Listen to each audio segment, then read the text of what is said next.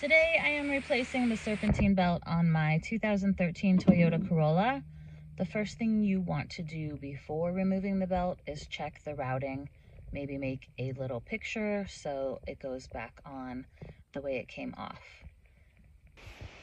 You can also Google a photo for how the belt is routed. If yours is shredded or removed before, you can jot a little photo down, but here's mine. This bolt right here is the SERP belt tensioner.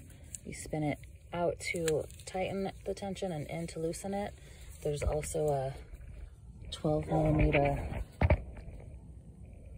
bolt right there that you need to loosen. Probably a hinge pin too, but we'll look.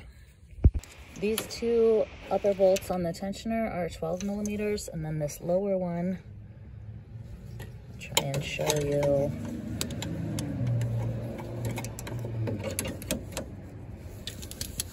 This guy right here is a 14mm, and a deep socket will make it easier.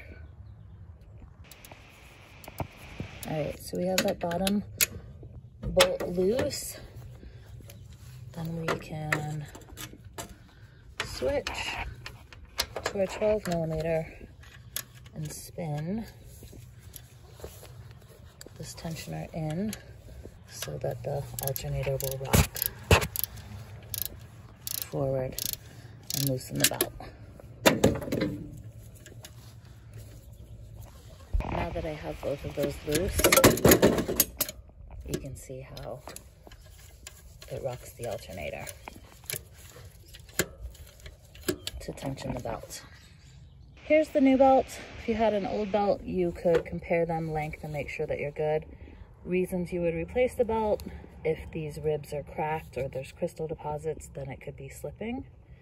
Or if a pulley seizes and shreds your belt, then you would have to replace it. So I'm gonna get this down around the crankshaft and in place.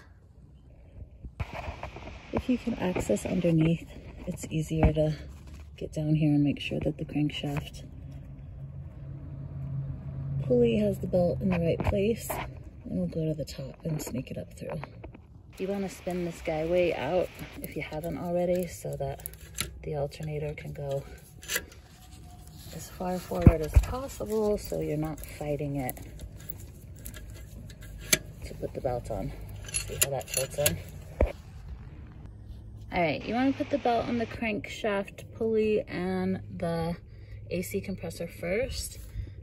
Then around the alternator, you do the water pump last, since this pulley is smooth and you don't have a big hump to get over. Go down and make sure everything is correctly on the pulleys where it needs to be. Looking good on the alternator, etc.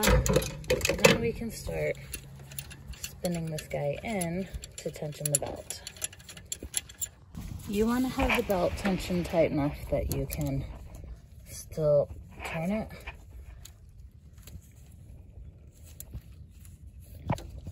but not so loose that it squeals.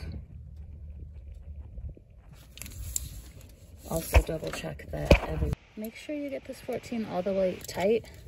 It'll start to feel like it's binding on the last few threads as it pulls that bushing in tighter, but we're good there.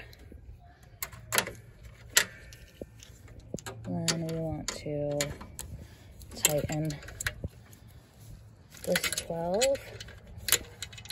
for the top of the tensioner.